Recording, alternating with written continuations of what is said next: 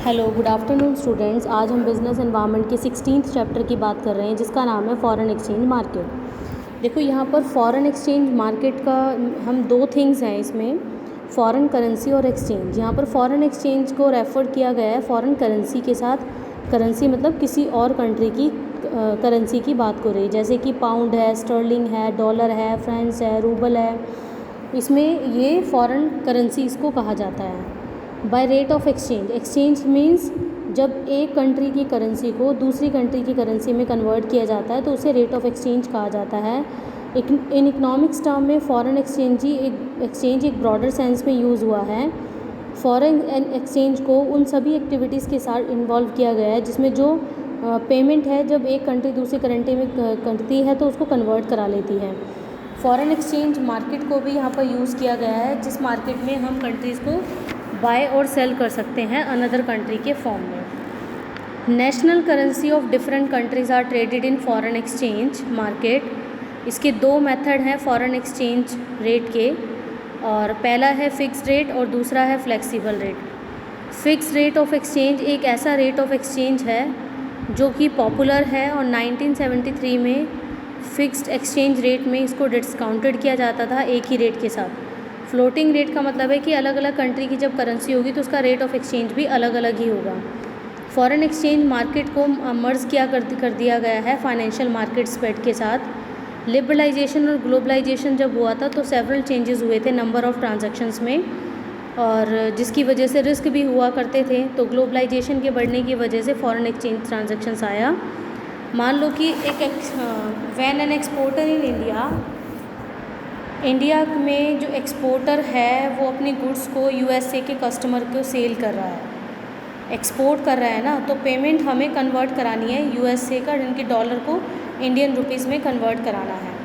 वहाँ की जो करेंसी है यूएसए की वो डॉलर है, यानी कि एक अमेरिकन करेंसी है।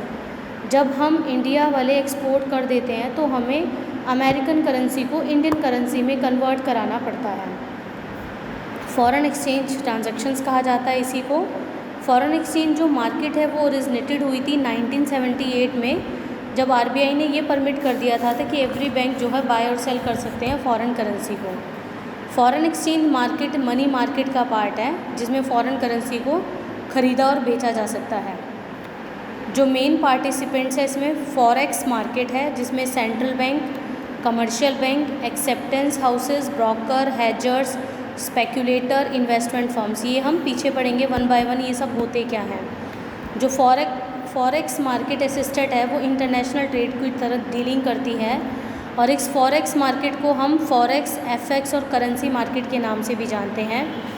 ये बहुत ही मोस्ट लिक्विड फाइनेंशियल मार्केट है, लिक्विड मार्केट है। इसमें कोई सेंट्रल मार्केट प्लेस नहीं होता जहाँ पर मार्केट पे करेंसी को एक्सचेंज किया जा सके। बैंक के थ्रू सारी ट्रांजैक्शंस होती है, ब्रोकर्स के थ्रू, इंटरनेट के थ्रू। इसमें जितनी भी ट्रांजैक्शंस होती है वो फॉरेक्स मार्केट यानी कि सेंट्रल मार्केट के थ्रू की जाती है। इसमें एक करेंसी को बाय और सेल किया जाता है, और दो करेंसी जब एक साथ जुड़ जाती है तो वो करेंसी का पेयर बन जाता है। तो पहली वाली जो करेंसी का पेयर बनता है उसे बेस करेंसी कहते हैं, और जो सेकेंड वाली करेंसी का करेंसी पेयर बनता है उसे हम काउंटर करेंसी कहते हैं। करेंसी पेयर में ये डिस्क्राइब किया जाता है कि how much counter currency is needed to purchase, कि कितने पैसे की काउंटर करेंसी की ज़रूरत है एक बेस यूनिट को परचेज़ करने के लिए। मान लो $1 65 रुपीज़ का है, तो यहाँ पर जो डॉलर है वो बेस करेंसी है, जब हम कन्वर्ट करने जा रहे हैं वो हमारी काउंटर करेंसी है। तो यानी कि हमें $1 खरीदने के लिए 65 पैसे की ज़रूरत है। फॉरेन एक्सचेंज मार्केट दो तरह की होती है, एक होती है आपकी होलसेल मार्केट और दूसरी होती है आपकी रिटेल मार्केट। होलसेल मार्केट एक लार्ज अमाउंट ऑफ ट्रांजैक्शंस होती है जिसमें कमर्शियल बैंक और नॉन कमर्शियल फाइनेंशियल इंस्टीट्यूशंस को लिया जाता है। Retail investors are not allowed to trade in this market, जो रिटेल मार्केटर्स होते हैं वो इसमें अलाउड नहीं हो सकते। होलसेल फॉरेक्स मार्केट को हम इंटर बैंक मार्केट भी कहते हैं। होलसेल फॉरेक्स मार्केट में अपने खुद के अकाउंट, अपने खुद के कस्टमर होते हैं। Multiple corporation, insurance company, mutual fund, pension funds, provident fund, heads funds, ये सभी होलसेल मार्केट में इन्वॉल्व होते हैं, और half of the transaction wholesale market में की जाती है।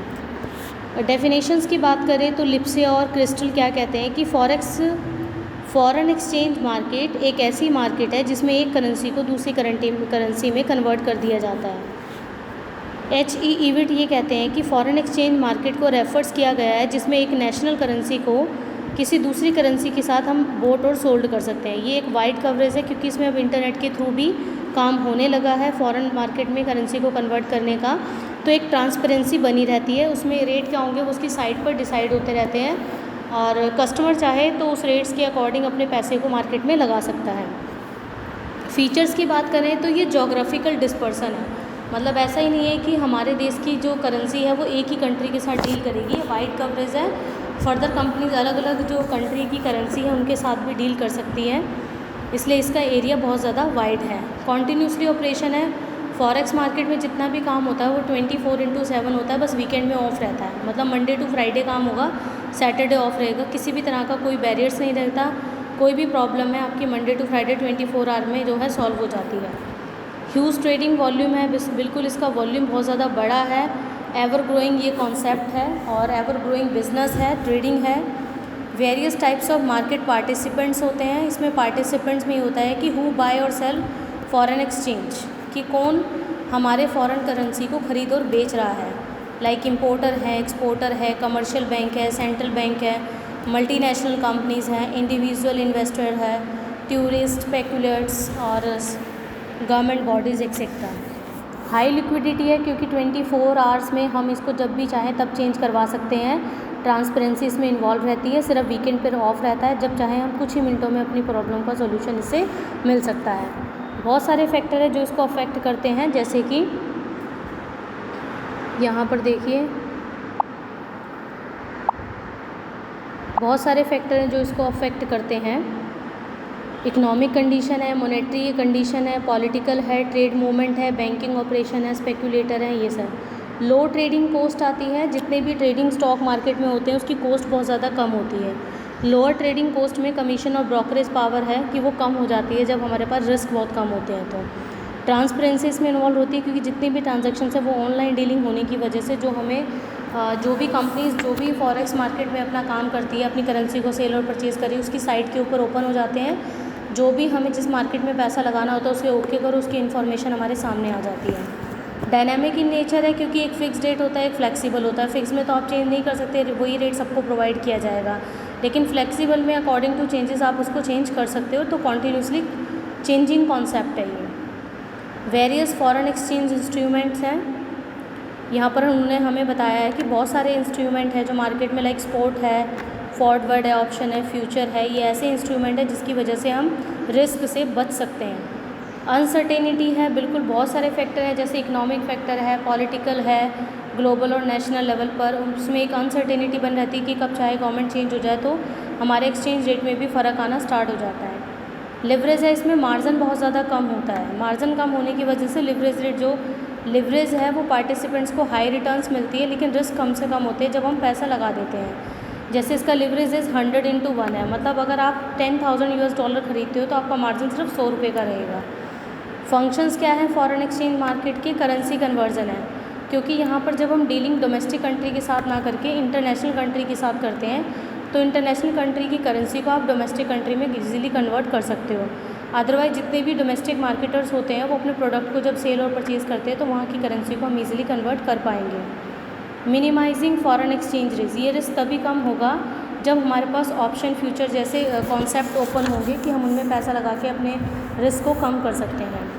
क्रेडिट फंक्शंस है, बिल्कुल इसमें जो मूवमेंट ऑफ गुड्स होती है डिफरेंट कंट्रीज़ के बीच में उसमें ज़्यादा टाइम लगता है। Inventory in transit must be financed. Exporter need credit as the movement of goods from exporter to importer involve time. Exporter can get credit from foreign exchange department of concern bank, कि अगर वो चाहे तो concern bank के through अपने market को credit function दे सकता है। In the same way importer can also get credit facility from the forex department of the bank. तो हमारे पास ये पर्टिकुलर डिपार्टमेंट प्रोवाइड करा दिया जाता है कि जब डीलिंग करते हो हमें भी किसी भी तरह की कोई दिक्कत ना हो। एक एक्सपोर्टर का बैंक होता है, एक इम्पोर्टर का बैंक होता है, तो बैंक के थ्रू जो डीलिंग की जाती है वो हमारे पास एक क्रेडिट फंक्शन का काम करता है। इस क्रेडिट फंक्शन को प्री शिपमेंट क्रेडिट या फिर पोस्ट शिपमेंट क्रेडिट कहा जाता है। अब हम नेक्स्ट वीडियो में बात करेंगे कि एक्सचेंज रेट होते क्या हैं, किस तरह से कन्वर्ट होते हैं, फिक्स्ड और फ्लेक्सिबल रेट क्या होते हैं।